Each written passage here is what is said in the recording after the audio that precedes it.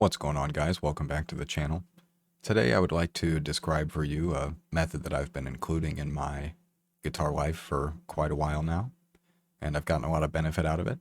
And my hope is that in its description you might be able to reap some of the benefits as well.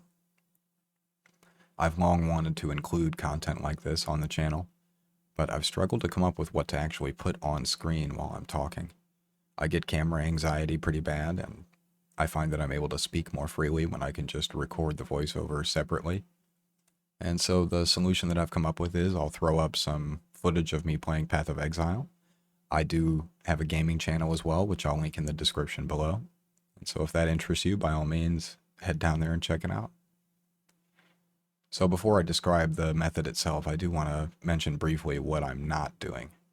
So I am not offering you a panacea that's going to fix all your guitar woes. I'm not withholding the real method while I try and sell you a $1,000 guitar course, which I discount to $300 in an email. And I'm not insisting that this method will work for you or that it's better than anyone else's. This is just something that I've been doing for a long time that has worked for me, and I'm hoping that maybe it'll work for you. So what is the purpose of the method? Well, I wanted to solve a fairly specific problem. I'm prone to obsessing over one type of guitar progress at a time. Maybe that's sweep picking, maybe it's legato, but I'm most happy when I can throw myself into a specific thing that I feel passion for. Maybe for 2 weeks, maybe for 2 months, maybe for years.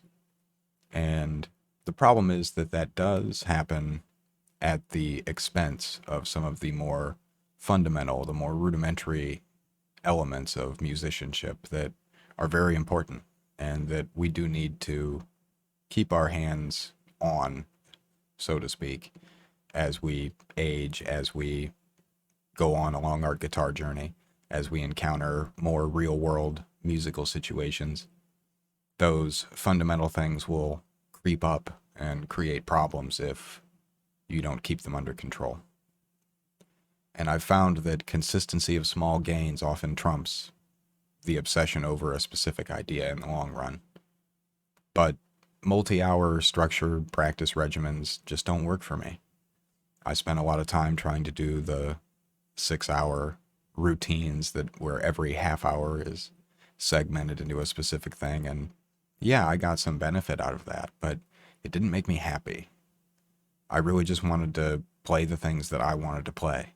And so I needed to come up with some way to create a little bit more balance in my progression while allowing myself to lean into my strengths and at the same time shore up a few of the deficiencies that I have as a musician. And so what is the method? Well, I take 4 or 5 practice topics and I hyper focus on them. I put a 5-minute timer on my phone and put it on the desk.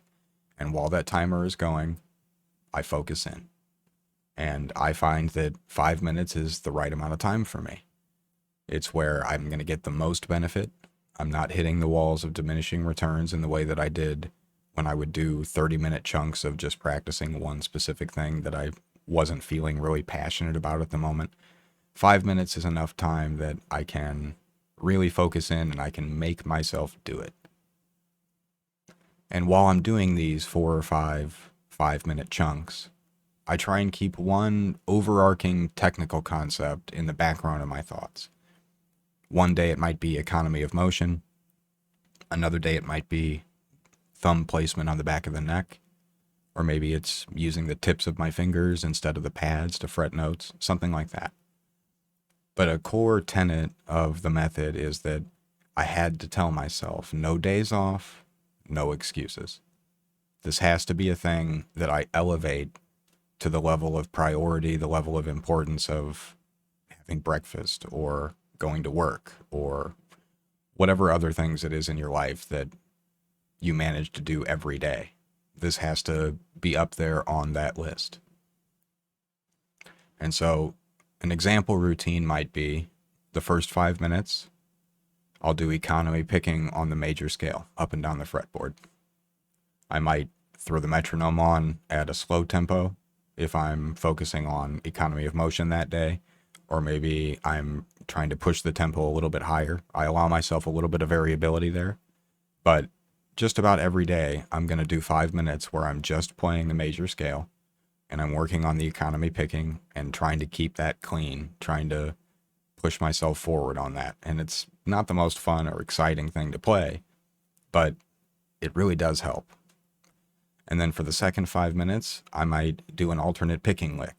Alternate picking is not my favorite way to play, and it's one of those things where I will happily throw it to the side in favor of economy picking or legato and just not touch it for ages. And then without fail, at some point, I'm going to encounter a situation where I need to alternate pick and the chops aren't there. And so I try and keep alternate picking in the mix of these 5 minute chunks. I really enjoy John Bjork's Lick of the Day series. And so that might be something for you to look into if you're looking for fodder for your alternate picking chunk.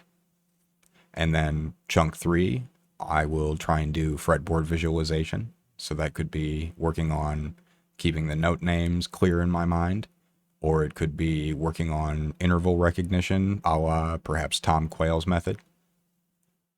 And then for the next chunk, I might work on legato patterns.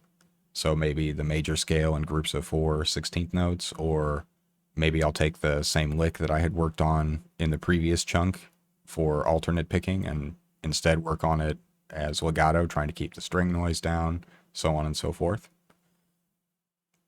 And then for the last chunk of the day, maybe I'll do some triad inversions. Maybe I'll work on them horizontally in one day and then maybe work on them vertically the next day. But for me, these are the things that often fall by the wayside when I engage in my enjoyment of a passion project that I'm so prone to doing. And that's really it.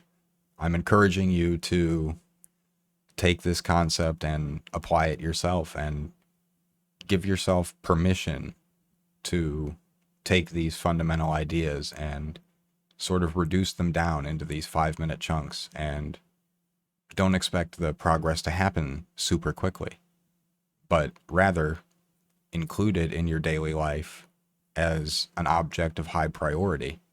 And then you can go about the rest of your day practicing whatever you wish, knowing that you did something to move yourself forward in these ever important areas of fundamental musicianship, fundamental engagement with the instrument.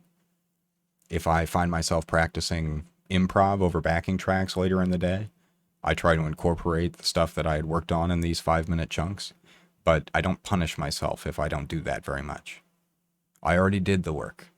And so I allow myself to feel free to woodshed a sweep lick or fire up a new online course or try to learn a solo from a song I like without feeling like, well, this is really fun and I want to do this, but I really should just try and memorize the notes on the fretboard.